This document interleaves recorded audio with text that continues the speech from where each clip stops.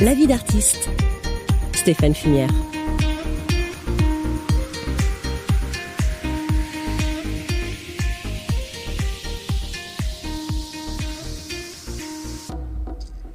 Bonjour, bienvenue dans La vie d'artiste sur RCF. Aujourd'hui, j'ai le plaisir de recevoir Pierre Martin. Bonjour Pierre Martin. Bonjour.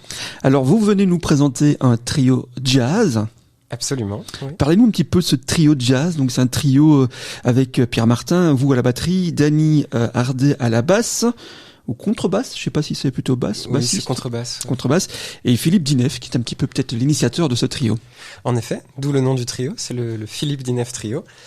C'est un trio qui a été créé à Budapest, lorsqu'on y faisait tous les trois nos études il y a de ça 2 ans. On partageait notre classe de big band, donc de grand ensemble, dans lequel Philippe était à la guitare, Dany à la contrebasse et moi-même à la batterie. Et à l'issue d'une de ces répétitions, Philippe est venu nous proposer de faire une session, donc une répétition où on se propose de jouer les compositions de l'un d'entre nous. Et de fil en aiguille, on s'est de mieux en mieux entendu humainement comme musicalement, et ça a donné le Philippe Dinef Trio avec essentiellement des compositions de Philippe. Alors on parlera forcément aujourd'hui de vous, qui est l'artiste principal de cette vie d'artiste. On reviendra sur votre musique tout au long de cette émission de La vie d'artiste. Nous allons partager avec vous votre vie d'artiste, avec les musiques, les chansons qui parlent de votre parcours, de l'enfance à aujourd'hui. Mais je propose justement de commencer directement dans votre univers musical avec ce trio et cet album que vous sortez qui s'appelle Svelto. On écoute un premier extrait qui s'appelle Budapest.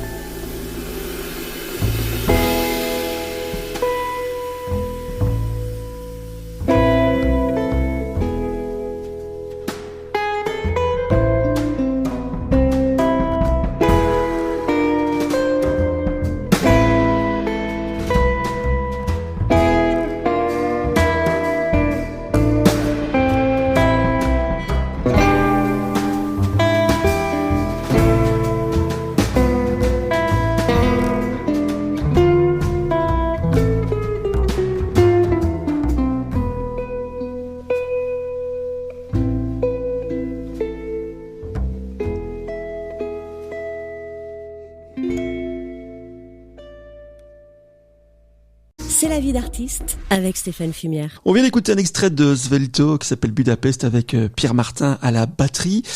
Pierre Martin, une première question avant de parler de cet album. Est-ce que votre vie d'artiste a rejoint votre rêve d'enfant ? Je crois bien. En tout cas, c'est en bonne voie. Mon rêve d'enfant, en effet, c'était certainement de pouvoir être sur scène et de jouer de la batterie autant que possible. Étant donné que je passe pas mal de mon temps sur scène et que je joue avec beaucoup de musiciens différents, et que je passe du temps autant sur les scènes de musique que sur les scènes de théâtre, de ce point de vue-là, je crois que c'est en bonne voie pour être une réussite, oui, en effet. Quelle a été votre première émotion musicale ? Votre première approche avec la musique ? D'aussi loin que je me souvienne, c'était lors d'une répétition à laquelle ma mère participait, qui est flûtiste, quand j'avais quelque chose comme 5 ou 6 ans. Elle était avec plein de ses amis, dans une grande salle avec plein d'instruments de musique. Et là, il y avait une batterie dans un coin de la pièce. Et à un moment où ils ont fait une pause, je me souviens que moi, tout curieux, je suis allé derrière la batterie, j'ai pris les baguettes et j'ai tapoté. Je me suis bien donné en spectacle. Les amis de ma mère, avec toute leur bienveillance, m'ont applaudi à la fin. Et ça a été un premier moment, je me souviens, où vraiment j'ai eu le cœur gonflé de bonheur et peut-être un petit peu de fierté de pouvoir faire du bruit avec ces magnifiques fûts. C'est peut-être un point de départ. Quel enfant étiez-vous quand vous étiez petit ? Comment est-ce que vos parents vous décrivaient comme enfant ? J'étais bavard, curieux. Difficile de me calmer. J'étais pas hyper actif, mais pas loin peut-être. À table, il fallait vraiment, ils ont compris qu'il fallait trouver une solution à cet enfant qui n'arrêtait pas de parler, à mes problèmes, et du coup, la solution a été de m'inscrire à des cours de batterie. Et ça a plutôt bien marché, ça m'a vraiment canalisé et je m'amuse bien depuis ce moment-là. Vos années à l'école, vos années au lycée, comment elles se sont passées? Est-ce que la musique était déjà présente dans votre adolescence? Oui, bien sûr. J'allais à l'école générale, en secondaire normal, quoi. Et tous les jours, en sortant de là, quasiment tous les jours, soit je rentrais à la maison et avant les devoirs, j'allais bosser la batterie, soit j'allais directement en répétition au conservatoire ou en école de musique. C'était rare que je rentre à la maison avant 20h, 21h, quoi, parce qu'en général, il y avait toujours des répétitions. Lorsque j'étais en réto et l'année juste avant, j'avais un groupe de rock avec lequel on a répété jusqu'à 3-4 fois par semaine. Ça n'arrêtait pas, c'était génial. Quelles étaient vos sources d'inspiration en tant qu'adolescent au niveau musical? Est-ce que c'était le jazz qui était primordial ou il y avait d'autres inspirations? J'étais très touché par des personnages comme Anthony Kiedis, le chanteur des Red Hot Chili Peppers, de même que Robert Plant, le chanteur de Led Zeppelin.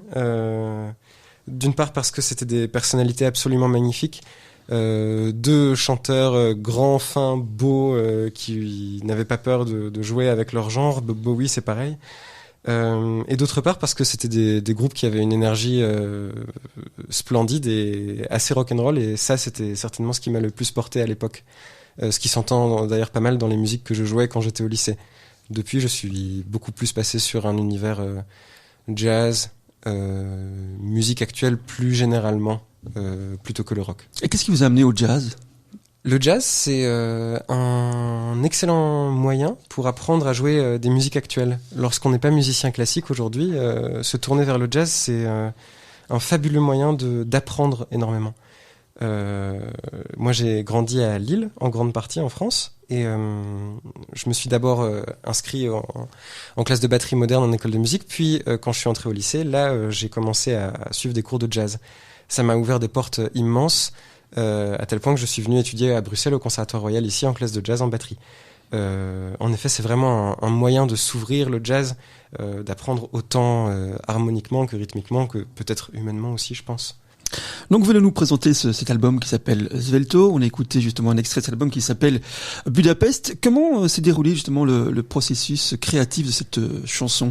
D'où est venue l'idée de cette chanson, l'origine de cette musique plutôt, parce que c'est du jazz, c'est pas une chanson, mais c'est cette musique, ce jazz. Ouais, disons que ce morceau-là, le titre est étroitement lié avec le cadre de création, puisque Philippe a écrit ce morceau lorsqu'il était lui-même en études à Budapest, en même temps que Donny, le contrebassiste, et moi-même. Je pense que pour lui, on en a pas mal discuté, c'était une période pleine d'ouverture et de rebondissement, parce qu'il venait de Macédoine du Nord, et donc un pays beaucoup plus petit que la Hongrie, où même la capitale Skopje est beaucoup plus petite que Budapest. D'un seul coup, il s'est retrouvé dans ce centre de l'Europe centrale, justement, avec plein de clubs de jazz, plein de gens très dynamiques, et en même temps cette espèce de bassin mélancolique amené par le Danube. Et je pense que c'est cette impression-là qu'il a captée très vite, qu'il a cherché à retranscrire dans ce morceau. C'est une ville pour laquelle il a beaucoup de tendresse, une tendresse que je ressens moi aussi, puisque j'ai grandi à moitié à Budapest, et de ce fait jouer un morceau qui dépeint cette mélancolie, c'est très juste pour lui comme pour moi. Justement, dans quel état d'esprit vous étiez au moment de commencer d'écrire pour créer Svelto à ce moment-là? On était très heureux tous les trois. On se retrouvait après un été sans s'être vus, puisque c'était l'été qui suivait notre année à Budapest, à tous, où nous nous étions rencontrés. Moi, j'étais revenu passer l'été en France. Chacun d'entre nous était rentré dans son petit cocon familial. Et là, Philippe, dans le courant du mois de juillet, nous a appelés et nous a dit « Écoutez les amis, à côté de chez mes parents, dans le petit village de Givgilia, il y a un théâtre quasiment à l'abandon. » Où j'ai passé un peu toute mon enfance, et je viens de discuter avec la directrice et elle nous propose de venir y passer une semaine. Voilà, gracieusement, et on pourrait y enregistrer de la musique si ça vous dit. C'est ce petit théâtre qu'on voit dans les clips, je suppose, voilà. Exactement. Et donc, puisqu'on avait des amis de Philippe qui étaient là pour nous entourer, on a eu l'occasion de filmer cet enregistrement. Et ça a pu donner les petits films qui sont sur YouTube, qui sont tous des petits plans séquences, qui sont des petits bijoux qui ont été filmés par notre ami Joe Kitsa. Et ça montre en effet ce théâtre qui a été construit dans les années 70 ou 80 sous Tito, je crois qu'il s'appelait le chef de chef de l'État. Bon, l'histoire est loin. Moi, donc.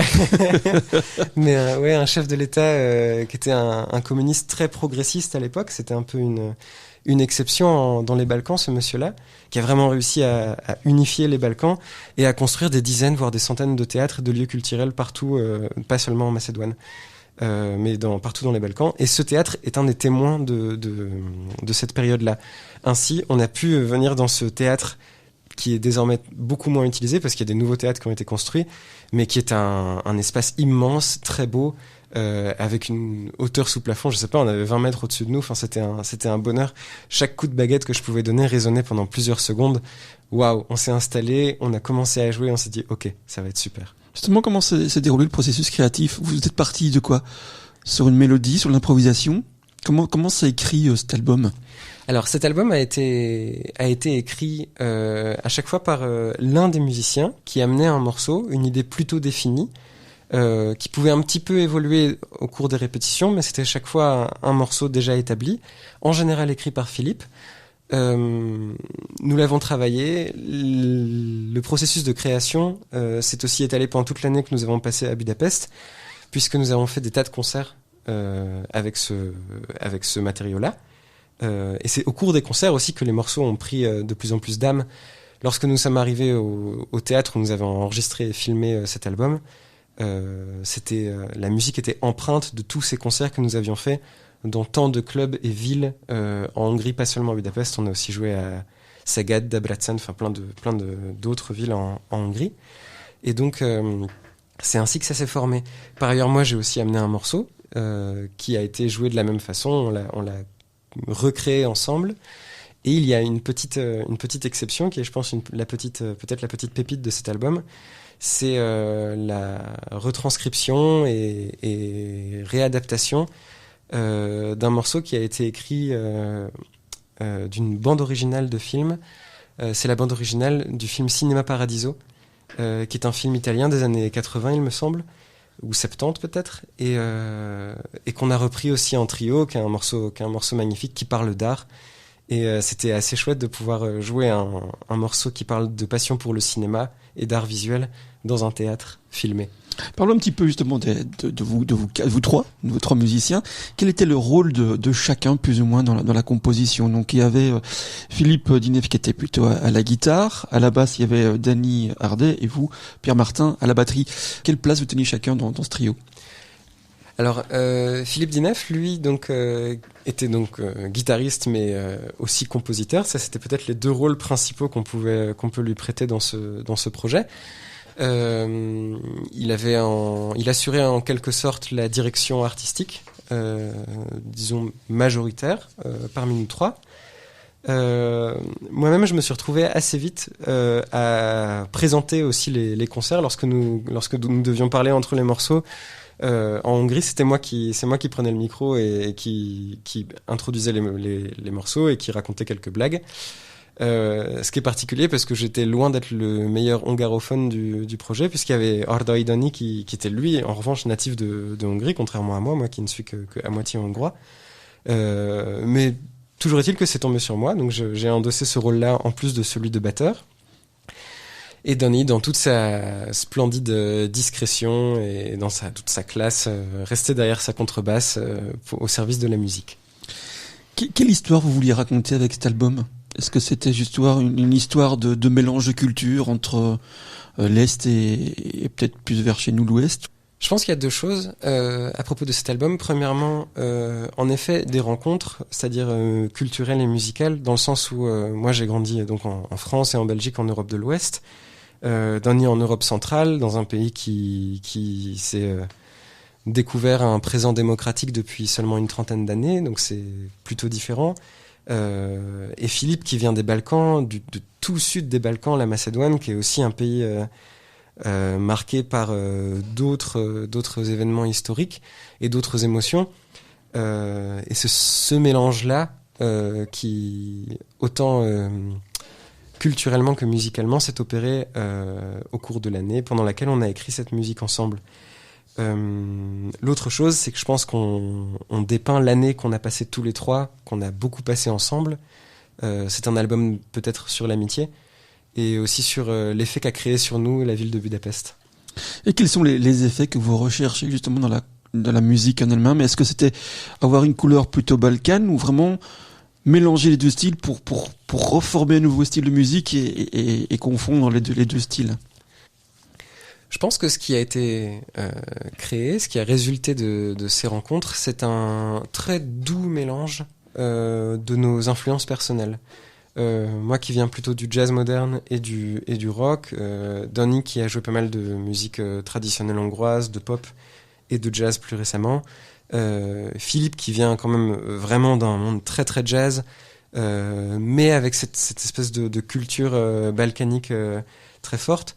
Tout ça c'est très délicatement entremêlé pour donner une musique qui est un petit peu empreinte de mesures composées qu'on peut retrouver au Balkan, mais calmement, sans faire de choses aussi folles que ce qu'on peut retrouver dans les musiques folkloriques là-bas, mêlé à ce qu'on peut entendre en Europe comme jazz moderne, avec peut-être en écho aussi la musique new-yorkaise de loin.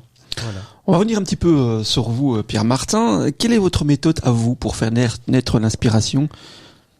L'inspiration, lorsqu'il s'agit d'écrire ou de créer lorsqu'on est en train de jouer, chez moi, ça me vient en général lorsque je suis dans un mood, dans une ambiance pendant plusieurs jours, que le présent me passe dessus, disons, et qu'il crée chez moi une impression qui persiste. Par exemple, ces temps-ci, l'absence de possibilité d'aller sur scène, la nécessité de rester soit à la maison, soit en contact avec les amis musiciens, mais à distance, ça crée peut-être une forme j'ai pas envie de dire de stagnation, mais d'inactivité relative, ainsi qu'une espèce de mélancolie. Et c'est alors ce sentiment-là que, à un moment, je sens qu'on peut capter sur une mélodie, sur une ligne de basse, sur une série d'accords. Et là, c'est le moment de l'écrire. Et en général, ça va très vite. J'ai écrit un morceau avant-hier. La mélodie me trottait dans la tête depuis 1 heure. En revanche, l'ambiance que j'avais envie de faire ressentir en écrivant ce morceau, je l'avais en tête depuis 15 jours. Vous l'écrivez à partir de la batterie ou d'un autre instrument ? Est-ce que c'est la batterie uniquement qui vous inspire ou bien d'autres instruments que vous jouez et qui vous inspirent ? Moi, je joue aussi du piano et de la guitare. En général, lorsque j'écris de la musique, comme je vous disais, il y a d'abord cette espèce de mood, puis un thème ou alors une série d'accords ou un rythme. Il y a en tout cas un petit tapis, un premier élément qui est présent. Ensuite, je m'assois au piano. Une fois au piano, je vais écrire ce premier élément, je vais le noter, et à partir de là, je vais chercher tous les éléments complémentaires, autant rythmiques qu'harmoniques, pour que ça donne un morceau jouable. Et la quatrième étape de conception, c'est lorsqu'ensuite j'appelle des copains, je leur dis bon, est-ce que ça vous dirait pas une petite session ? Là, on s'installe autour de nos partitions, comme ça a été le cas mercredi soir avec des amis ici à Bruxelles. Et là, on joue à partir de la partition et on voit ce qui se passe. Et en général, cette étape-là, c'est l'étape finalement la plus excitante parce que c'est là qu'on entend ce qu'on avait imaginé et ce qu'on a écrit devenir réel, parce que tant que la musique n'a pas été jouée, elle n'existe pas. C'est à ce moment-là qu'on la voit devenir réelle. C'est à ce moment-là qu'on peut aussi la voir dépasser ce à quoi on s'attendait, puisque les musiciens amènent, surtout dans le milieu de la musique improvisée, chacun des musiciens amène quelque chose de lui dans ce qu'on lui propose de jouer. Qu'est-ce qui vous fascine dans la musique ? Qu'est-ce qui vous rend curieux ? Ce qui me rend curieux dans la musique, c'est ce que ça peut déclencher en moi, ce que ça peut déclencher chez des gens. Il y a quelque chose qu'on ne peut pas forcément expliquer dans ces cas-là. Il y a de ça 4 semaines, avant que les cinémas ne ferment en France, je suis allé voir un film qui s'appelle Drunk, avec Mads Mikkelsen, qui est un long métrage qui se passe au Danemark aujourd'hui. Pour faire court, 4 professeurs qui s'ennuient un petit peu dans leur établissement d'enseignement secondaire décident de donner cours sous. Donc de boire tous les jours pendant leurs heures de cours jusqu'à devenir ivres et pour voir ce que ça fait. Au début de ce film, il y a une chanson, un morceau traditionnel danois qui est chanté. Tout le film se passe jusqu'à la fin où ce morceau est rejoué par un groupe de pop. Et ce morceau porte exactement le sentiment dans lequel le personnage principal est au moment où il décide de replonger dans sa vie un petit peu de déboire. Le sentiment que peut créer chez le spectateur et l'auditeur un morceau comme ça, après 2 heures de film, en réévoquant la mélodie qui avait été donnée au début, que ça puisse faire pleurer des gens comme ça a été le cas autour de moi et pour moi-même également lors du visionnage de ce film, je trouve que c'est extraordinaire. En fait, ça dépasse quelque chose d'explicable, que ça puisse nous toucher à ce point-là et nous traverser. Ça, je trouve que c'est extraordinaire. Et ça peut arriver dans n'importe quelle salle de concert pour n'importe quelle personne, parce que la musique, elle résonne de façon différente chez chacun d'entre nous. Et ça, je trouve que c'est magnifique. Justement, qu'est-ce qui ressort de votre trait de caractère dans votre musique ? Je suis plutôt blagueur. J'aime bien rigoler, j'aime bien faire un petit peu l'idiot de façon générale. Donc c'est sûr que lorsque je joue, j'aime bien jouer des choses que je trouve amusantes. Il y a un batteur que j'adore qui s'appelle Jim Black, qui est un batteur américain, disons de jazz moderne lui aussi, très empreint de jazz traditionnel, de rock and roll dans sa façon de jouer, mais aussi d'improvisation. À chaque fois que je l'ai vu en concert, je l'ai peut-être vu 5 fois. À chaque fois, il y a un moment où j'étais mort de rire, tellement sa façon de jouer, sa tête, ses mouvements et même ce qu'il joue sont drôles.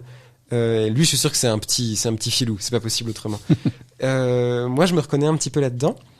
L'autre chose, c'est que plus j'avance, et plus je vois que la musique que j'écris est empreinte d'une certaine mélancolie, peut-être de quelques envies que l'humain avance et se fasse moins de mal.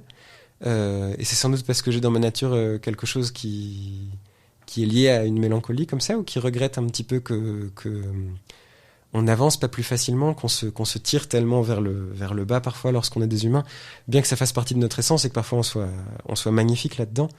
Je crois que ça fait partie aussi de ma musique et de moi. Justement, par rapport à ça, vous avez découvert quoi sur vous à travers votre musique ? Je crois que ce que j'ai découvert, c'est certainement cet aspect un petit peu mélancolique, parce que lorsqu'on constate que les 5 derniers morceaux qu'on a écrits dépeignent peut-être soit une nostalgie, soit un regret de pas avancer plus.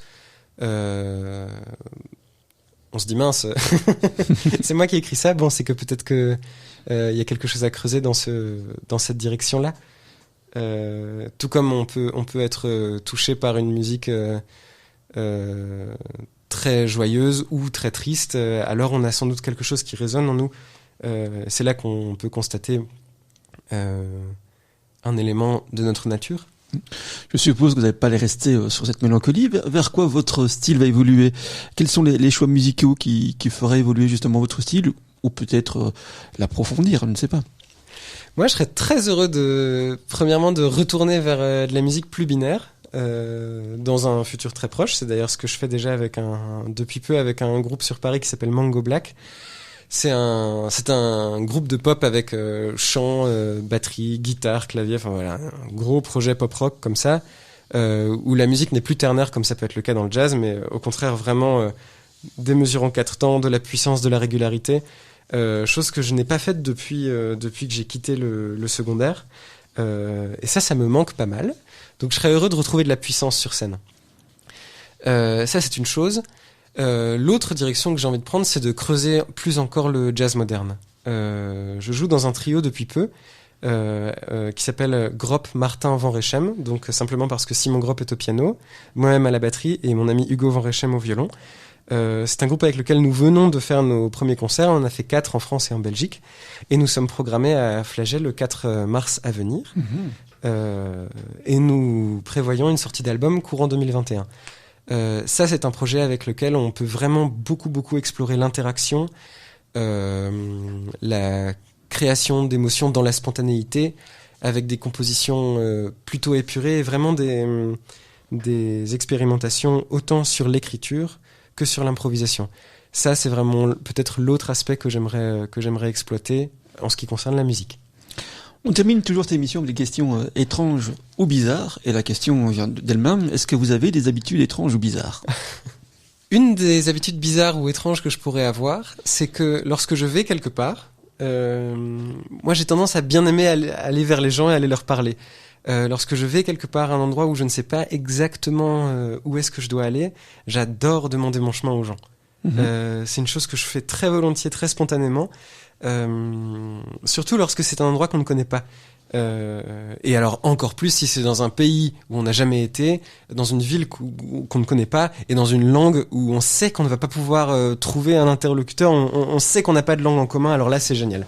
Parce que on est obligé de développer une façon de communiquer qui sera beaucoup plus vraie, c'est-à-dire qu'on ne peut pas se cacher juste derrière des mots. Bonjour, vous savez où est la rue de la Perche ? Oui, c'est par là, merci. Finalement, il n'y a pas vraiment de communication là-dedans. Alors que lorsqu'on est obligé de faire un effort pour aller, pour demander à quelqu'un où est-ce que je dois aller, et qu'alors il doit faire un effort pour nous expliquer, eh bien écoute, je crois que toi, maintenant, tu devrais aller par là, et que c'est avec ses mains et avec son cœur qu'il nous répond. Là, on a des moments de communication qui peuvent devenir absolument magiques, et ça, c'est une source d'inspiration merveilleuse pour toute forme artistique aussi, je crois. Si on était dans votre tête, qu'est-ce que les gens pourraient souvent entendre ? Si on était dans ma tête, ce que les gens pourraient souvent entendre, c'est certainement « Ah là, c'est vraiment super !» Je pense que c'est la phrase qui se répète à beaucoup d'instants dans ma tête. Lorsque je vois une maison que je trouve loufoque, lorsque je vois un arbre que je trouve beau, lorsque je me promène comme hier au parc Duden, ici à côté à Forêt, et que je vois 5 écureuils d'affilée, puis des perroquets, puis une buse, je me dis mais c'est incroyable. On n'est pas dans une ville, on est dans un petit bout de forêt.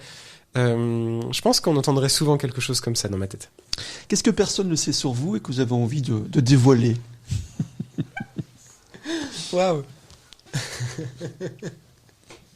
Ou pas ? Non, je vais plutôt parler de quelque chose que j'ai envie de dévoiler, il vaut mieux.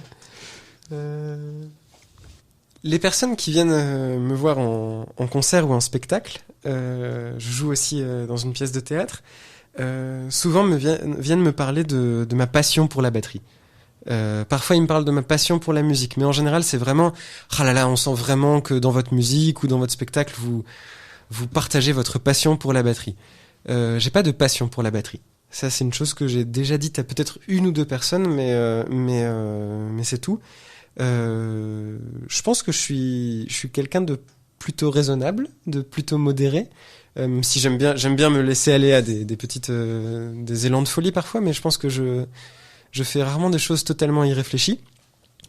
S'il y a quelque chose qui me porte, c'est plutôt l'envie d'être sur scène et l'émotion que peut créer une prestation musicale. Beaucoup plus qu'une passion pour la batterie. Je veux dire, je m'en fous de la batterie. Voilà. J'adore pas la batterie. J'aime bien les rythmes, j'aime beaucoup la musique. J'aime beaucoup ce que ça peut créer chez moi, ce que ça peut créer chez les gens. Quelle est votre première pensée au réveil et forcément votre dernier au coucher ? Dernière pensée au coucher. Je pense que ça concerne ce que je vais manger en général, que ce soit pour le lever ou le coucher souvent. Peut-être, lorsque je me lève, le petit déjeuner c'est un moment que j'adore. Donc voilà, se lever en se disant ah là là, je vais me faire des œufs brouillés, ça va être génial. Ça en général c'est un super début de journée. En fin de journée, oui c'est certainement je vais me faire des œufs brouillés demain matin, ça va être génial. Et puis enfin la dernière question, c'est peut-être un petit peu pour rentrer dans les statistiques de l'émission. Quel est l'endroit, le lieu le plus agréable pour écouter votre musique ? Je pense que c'est l'endroit où ils se sentiront le mieux eux-mêmes. Si c'est derrière leurs écouteurs dans la rue et que ça leur procure du bonheur, alors pourquoi pas. Si c'est devant leur chaîne hi-fi dans leur salon, évidemment c'est super. Personnellement, là où j'aime à croire que c'est là qu'on peut le mieux écouter ma musique, ce sera au milieu d'un club de jazz avec une boisson qu'on aime bien et des voisins silencieux. Pierre Martin, merci d'être venu à La Vie d'Artiste. On peut vous retrouver où ? On peut retrouver votre album sur les réseaux sociaux, sur les plateformes en ligne où il y a quelque chose de physique qui existe ? Alors, l'album aujourd'hui est disponible sur les plateformes de streaming comme Spotify, Deezer. Il est également téléchargeable, achetable depuis le site internet de Philippe Dinef, donc il suffit d'aller sur son site. De même, toutes les vidéos qui sont de jolis petits films à chaque fois pour chacun des morceaux sont sur YouTube. Enfin, pour le premier trimestre 2021, nous attendons l'arrivée physique du CD. Donc c'est imminent. Éventuellement des concerts, lorsqu'on pourra retrouver les salles de concert, les salles de jazz. Absolument. Nous prévoyons avec le Philippe Dinef Trio une tournée en Belgique et en France avec l'arrivée du printemps. Dans le courant de l'été, nous irons également en Hongrie. Et en avril, il y a 2 festivals sur lesquels nous sommes d'ores et déjà programmés en Macédoine. Voilà. Super. Quel beau voyage. Ouais, n'est-ce pas? Et donc on rappelle, cet album s'appelle Svelto. Merci beaucoup Pierre Martin d'être venu présenter ça dans La Vie d'Artiste. Merci à vous.